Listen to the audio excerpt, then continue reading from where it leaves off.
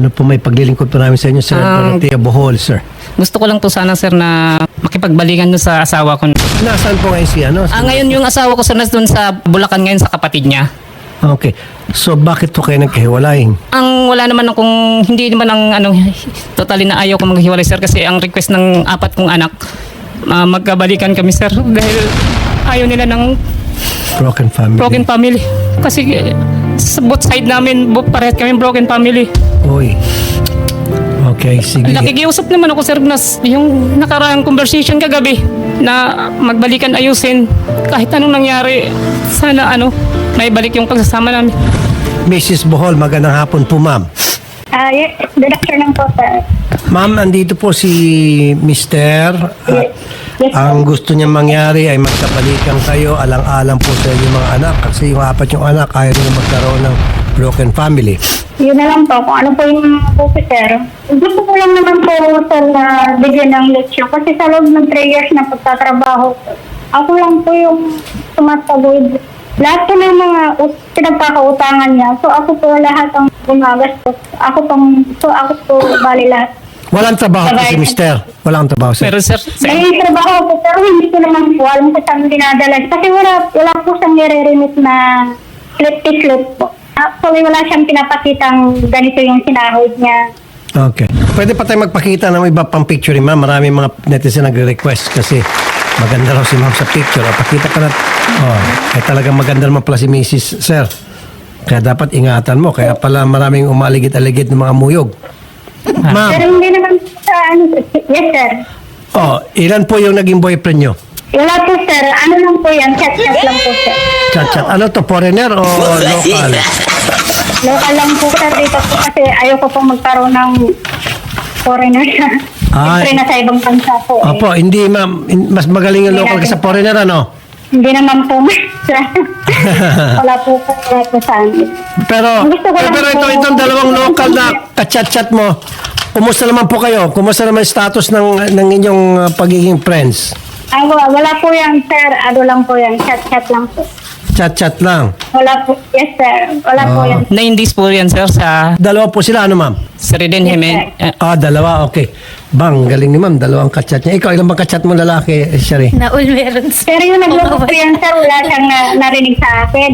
Nabinta po yung bahay namin dati sa Quezon City. Wala po siyang narinig sa akin.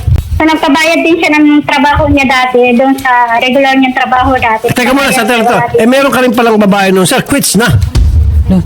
Sir, nagloko po yan dati, sir. Ganito po yan. Okay. Nagloko ka rin pala dati, sir. Tama? Sir, amin. Yes or no? Yes, sir. Yes. Okay. Yan ang maganda. Wala naman ito cheche-breche. So, nagloko ka, nagluloko lang si Mrs. Pagsabay mo yung quits. So, Kaya- tama lang yung ginawa mo ngayon. Put it behind. Lahat ng problema nyo dati, start anew, magpakatawaran, and then, magbalikan na kayo. Tama? Yes, sir. Ma'am. Handa kong tanggapin, sir. Handa mong tanggapin. Yes, sir. Alang-alang sa mga Bata. bata, sir, at saka sa aming mabuo yung pamilya namin. Ipapa-marriage counseling ko kayo. Todo-todo marriage counseling. Na para kayo mabigyan ng gabay at maayos nyo yung pagsasama bilang mag-asawa at kasama nyo yung 4 na anak. Okay ba sa inyo, Ma'am Raquelin, Mrs. Bohol? Yes po, sir. Maraming salamat, sir. Sponsor ko yon. Ito pang gagawin ko. I-out of town ko kayo para magkaroon kayo ng banding. Saan nyo ba gusto mag-banding? 6 kayo. Okay ba? May apo na rin kami, sir. Kasi yung panganay ko, sir, meron single mother na, sir. Sa mga bata na lang po, sir. Kung mayroong man po yung maitutulong. Sige. Mga bata na lang po. Okay, Kahit sige. isiyan niyo po yung bahay namin, sir. Approve ako dyan. Sige, yun ang masarap pakinggan. Kumbaga, hindi ka selfish. Imbis na sa inyong dalawa o good time ko kayo kasama family, sabi mo sa mga bata na lang. Sa mga bata na lang po. Gusto ko Kasi yan. walang-wala po talaga ako, sir. Kasi nung nagkaroon ako ng problema, dapat 2025 pa ako uwi, sir. Sige, Bigla ako doon sa amo ko kasi pinauwi ako nung wala saan. Sige, ma'am.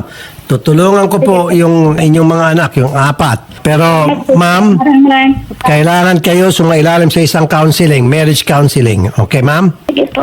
Tapos, yung mga bata na rin, and then, ikaw rin, sir, ha? Yes, sir. Okay, pakabait na kayong pareho. Okay na, sir? Sir, Okay. Sir, maraming pong salamat sa abala, sir. Opo. Pero yung kachat nyo, ma'am, paki-block na, ha? Paki-delete and block. Na-block na po ng asawa ko yun, sir. Kaya lang sinukontak po ng asawa ko. Naghahanap po siya ng ebidensya. Odette, akin na yung palagi natin binibigay doon sa mag-asawa na para medyo tumibay yung kanilang pagsama. Mamayang gabi, sir, pag-uwi, mayroon ako painom sa'yo. Para naman, baka naman, sir, medyo mahina-hina ka na. Ano sir, medyo maganda pa yung katawan ko. Almost 2 months sir. Stress sir, ito na yung itsura sir. Ito, sir, oh. Ma'am, Yes, sir. mamaya, pag-uwi ni Mister, happy kayong dalawa. Robust Extreme. Malayo po siya sir. Bulacan siya ngayon sir. Yun yung request nga. Kagabi sir, tumawag yung bunso kong anak na babae. Ma, bakit nandiyan ka ma? Kaya ng Grab yun. Uwi Diba? ka. Uwi ka na ma. Lagi na lang Ma'am, saan kayo? sir sa Musod. Hindi, ganito sir, arrest natin ha. Baka kung kinakakuha ko ng private car dyan, narkilahan natin, na pupuntahin ka doon, tapos sunduin ka. Ito po sir, yung Robust. Ito po matibay ito. Robust, tumawag siya. Robust Extreme. O yan. Total mag-asawa naman kayo. Oh, thank you sir. Okay sir? Yes sir. Ang pag-inom niyan sir, 30 minutes before, inom ka. Tapos, hintayin mo. Tumatawa sir. Hintayin mo. Samantalahin ko na sir. Yung nakaraan kasi sir, nung after 2 years yung success yung pag-abroad niya, nagtayo kami ng maliit na tindahan.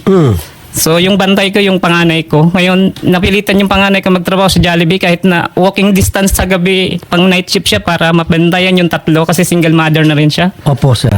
Ngayon yung maliit na tindahan sir, para huminto yung panganay ko sa trabaho at na matutukan yung tatlo. Punuan na maliit, natin. sir. Lagyan natin ng mga epektos. Lagyan natin ng mga groceries. Mali- Punuin natin. Kahit na ganun, kahit na yun lang sir. Sige. Sige po sir. Pagpapasalamat ko sa inyo Sir, sir. nakapikit. Ibigay ko yon.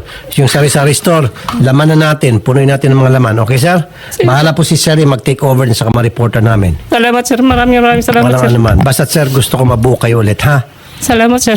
And then kasama yung marriage counseling, ako po sponsor. Okay, sir? Okay. So, ma'am, maraming salamat po sa pagtanggap ng aming tawag, ma'am Mrs. Bohol, ha? Maraming salamat din po, sir. Sige po, tutulong po ako para masiguro na magkabalikan kayo and this time around, mas magiging matibay pa ang inyong samahan na. Salamat po, madam.